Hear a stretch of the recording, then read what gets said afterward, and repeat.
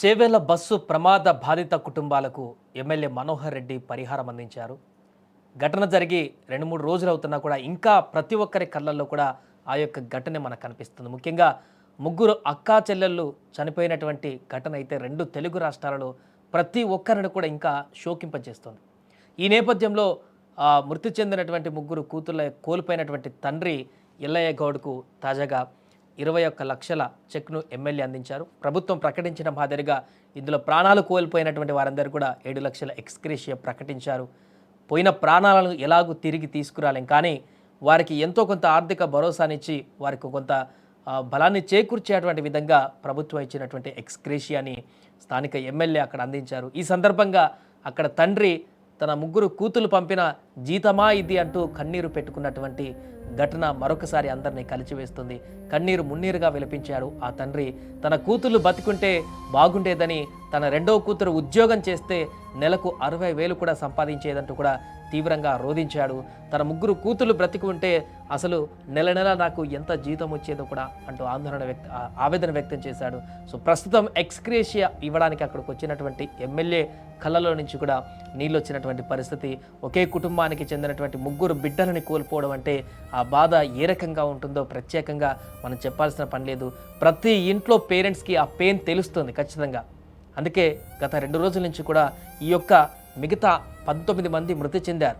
మిగతా అన్ని కుటుంబాల కంటే కూడా ఈ యొక్క కుటుంబానికి సంబంధించిన వార్తనే ఎందుకు అంత గుండెను తొలిచివేస్తుందంటే, ముగ్గురు బిడ్డలని ఒకేసారి కన్నతల్లి కోల్పోవడం అంటే అది ఎవ్వరు ఏ గుండె కూడా తట్టుకోలేనటువంటి పరిస్థితి ఉంటుంది. అంత బాధ, ఆవేదన, ఆ యొక్క ఉపద్రవం, ఎంత రోదనలు ఉంటే కూడా లోపడినటువంటి గుండె ముక్కలయ్యేటువంటి పరిస్థితి ఉంటుంది. కాబట్టి ఈ యొక్క బాధ ప్రతి కుటుంబంలో ఉన్నటువంటి పేరెంట్స్ కూడా టచ్ అవుతుంది. వారికి కూడా తెలుస్తుంది ఆ పెయిన్ ఎంత తీవ్రంగా ఉంటుందో తెలుస్తుంది. అందుకనే ఈ యొక్క వార్త ఈ కుటుంబానికి సంబంధించి వారికి ధైర్యాన్ని అందించాలి. కొంతమేరకు ఈ యొక్క ఘటన తర్వాత కొంత ధైర్యంగా ఉండేందుకు దేవుడు కొంత ప్రసాదించాలి, దీవెనలు ప్రసాదించాలంటూ కూడా చాలామంది కోరుకుంటున్నారు. ఈ నేపథ్యంలో తాజాగా మరొకసారి ఈ ఎక్స్‌గ్రేషియాను అందించడానికి వెంటనే ప్రభుత్వం కూడా అప్రమత్తమైంది. కాబట్టి ఘటన జరిగిన తర్వాత మరలా ఇలాంటి ఘటనలు జరగకుండా చర్యలు తీసుకునేందుకు సమాయత్తమైంది. పూర్తి స్థాయిలో ప్రభుత్వం కూడా దీనికి ఏం చేయాలో అవన్నీ చేసేస్తుంది. ఘటనకు సంబంధించి ఇంకా యాక్సిడెంట్లు కాకుండా రకరకాల ప్రయత్నాలు చేస్తున్నప్పటికీ దాంతోపాటుగా ప్రభుత్వం చేయాల్సినటువంటి బాధ్యతగా ఎక్స్‌గ్రేషియా ప్రకటించింది. ఆ కుటుంబంలో మిగతా పిల్లలు ఉన్నారు, ఇంకిద్దరు పిల్లలు ఉన్నారు. వారి బాగోగుల కోసమో లేకుంటే ఆ కుటుంబ ఆర్థిక అవసరాల కోసమో ఎంతో కొంత పోయిన ప్రాణాలైతే ఎట్టి పరిస్థితుల్లో ఎవరు తీసుకురాలేరు. ఆ యొక్క తల్లిదండ్రుల బాధను పూర్తిగా దిగమింగేటువంటి ప్రయత్నం కూడా ఎవరు చేయలేరు. కానీ ఎంతో కొంత బాసటగా ఉండేటువంటి ప్రయత్నం అయితే చేస్తున్నారు. వారి యొక్క బాధను తగ్గించేటువంటి ప్రయత్నం చేస్తున్నారు. అక్కడికి వచ్చిన స్థానికులు కూడా ఒక మనోధైర్యాన్ని అయితే ఇస్తున్నారు. ఆ తండ్రికి మిగతా 2 పిల్లలు ఉన్నారు, వారి కోసమైనా మీరు ధైర్యంగా ఉండాలి, ఆ పిల్లల్ని మంచిగా చూసుకోండి, ఆ పిల్లలకి మరింత భవిష్యత్తునివ్వండి అని చెప్పేసి ధైర్యం చెప్పేటువంటి ప్రయత్నం చేస్తున్నారు. 5 పిల్లలు మొత్తము ఆ తల్లిదండ్రులకి, అందులో 3 అక్కా చెల్లెళ్ళు ఒకే ఒక్క ప్రమాదంలో ఒకేసారి మరణించడం అనేది 2 తెలుగు రాష్ట్రాల వ్యాప్తంగా కూడా తీవ్ర ఆవేదనకు గురి చేసినటువంటి సందర్భం మనందరికీ తెలిసిందే. ఈ నేపథ్యంలోనే ఆ చెక్కులను చూసి మరొకసారి తన భావోద్వేగాన్ని అక్కడ వెలుబుచ్చారు ఆ తండ్రి.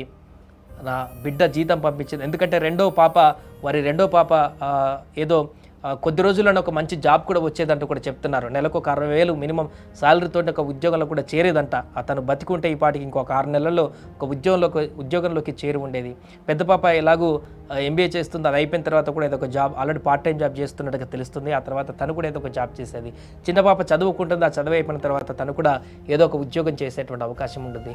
3 ఉద్యోగాలు చేసేటువంటి అవకాశం ఉండేటువంటి బిడ్డలు ఆ చెక్కులను చూసి అదే అనుకున్నాడు ఆ తండ్రి, నా బిడ్డలు జీతం పంపించారా నాకనేటువంటి ఒక ఆవేదనను మనసులో నుంచి వెళ్ళిపుచ్చుకుని అక్కడ కన్నీటి పర్యాంతమైనటువంటి దృశ్యం అయితే మరొకసారి అక్కడ ఉన్నటువంటి స్థానికులందరూ కూడా తీవ్ర భావోద్వేగానికి గురిచేసింది.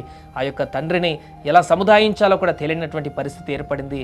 ఎన్ని రోజులైనా కూడా ఈ యొక్క బాధను వారిని దిగమింపజేసేలా చేయడం కష్టంగా మారినప్పటికీ కూడా ఎంతో కొంత మానసిక ధైర్యాన్ని, మానసికమైనటువంటి దృఢత్వాన్ని ఇచ్చేందుకు అక్కడ స్థానికులందరూ కూడా రోజు అదే చెప్తున్నారు. ఎల్ఐ దగ్గరికి వెళ్తున్నారు, ధైర్యంగా ఉండమంటున్నారు. ఆ కుటుంబ సభ్యులందరూ కూడా వచ్చి వారికి ధైర్యాన్ని నింపేటువంటి ప్రయత్నం చేస్తున్నారు. 3 బిడ్డలు కాబట్టి ఎట్ ఏ టైం పోగొట్టుకుంది.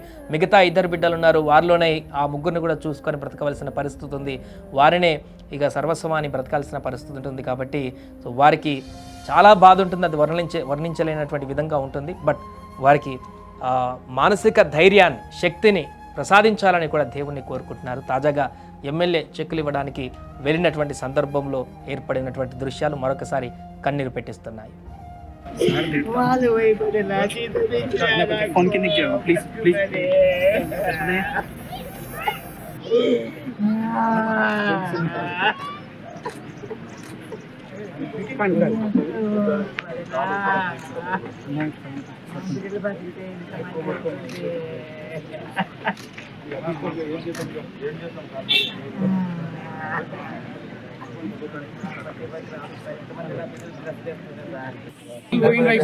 ఇప్పుడు ధైర్యంగా ఉండాలి. ఇప్పుడు ధైర్యంగా ఉంటేనే వాళ్ళు ధైర్యంగా ఉంటారు. ఉన్నోళ్ళనే గట్టిగా ఉండాలి. మనం ఏం చేస్తే వాళ్ళని తీసుకురాలి. పోయిన